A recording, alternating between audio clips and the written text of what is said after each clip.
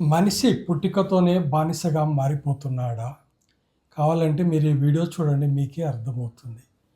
మనిషి పుట్టిన తర్వాత అమ్మాయి గాని, అబ్బాయి గాని 25 సంవత్సరాలు వచ్చే వరకు కూడా తల్లిదండ్రుల మీదనే ఆధారపడతాం మన దేశంలో. ఆధారపడ్డమే కాదు, వాళ్ళు చెప్పినట్టుగా నడుచుకోవాల్సిందే. నువ్వు ఇది చదవమంటే అది చదవాలా, అది చదవద్దంటే అది చదవద్దు, ఇది చేయకూడదంటే ఇది చేయకూడదు, అది చేయకూడదంటే అది చేయకూడదు, ఈ బట్టలే వేసుకోవాలా, ఇలాగే తిరగాల, ఇలాగే ఉండాలని శాసిస్తారు మనల్ని 25 సంవత్సరాలు వచ్చే వరకు.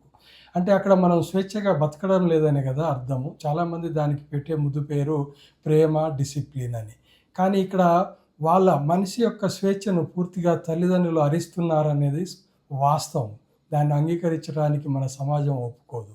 అయితే ఇక్కడ మనిషి 25 సంవత్సరాలు వచ్చే వరకు ఒక విధమైనటువంటి బానిసత్వంలో బతుకుతున్నట్లు కాదా?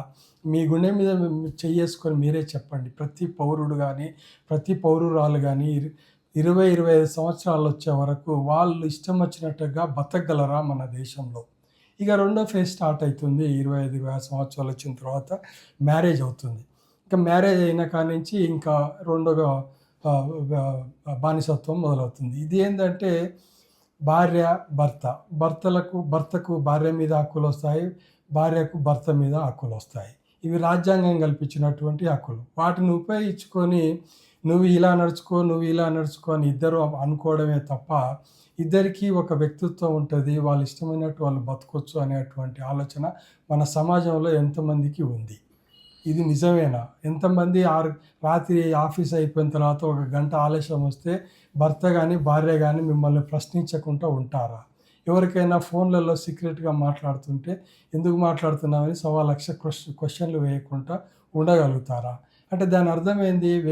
వ్యక్తి యొక్క స్వేచ్ఛకు భంగం కాదా అది? దాన్ని ఒక విధంగా మనం బానిసత్వం అని చెప్పుకుంటే తప్పేముంది అందులో?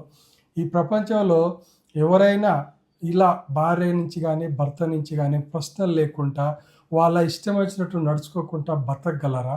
వాళ్ళ ఇష్టం వచ్చినట్టు మనం బతుకుతున్నప్పుడు మనకి ఇంక ఇక్కడ బానిసలం కాకపోతే స్వేచ్ఛ ఎక్కడ ఉంటుంది? దానికి పెట్టేటువంటి ముద్దు పేర్లే మనము ప్రేమ, డిసిప్లిన్. ఇవి తప్ప నిజానికి, వాస్తవానికి మనం బానిసల్లాగానే బతుకుతున్నాము. ఈ లోపలనే పిల్లలు అవుతారు. ఇంకా ఆ నుంచి ఇంకొక దుకాణం మొదలు పెట్టాల్సి వస్తుంది. వాడి ముడ్డి గడుగు, మూతి గడుగు, వాడి చదువులు, వాళ్ళ భవిష్యత్తు, వాడు ఎక్కడ పోతున్నాడు, అమ్మాయి ఎక్కడ తిరుగుతుంది, అమ్మాయి ఎక్కడ పోతుంది, ఇక్కడ ఇవే ఆలోచనలు తప్ప మళ్ళీ 25 సంవత్సరాలు, మనకు 60 సంవత్సరాలు వచ్చే వరకు ఈ దుకాణం ఓపెన్ అవుతుంది. తల్లిదండ్రులకు పిల్లలు చెప్పడం, అది చేయకు నాన్న, ఇది చేయకు నాన్న, బండి తోలకు, బస్సు ఎక్కకు, కారు ఎక్కకు, నువ్వు అది చేయకు, ఇది చేయకు,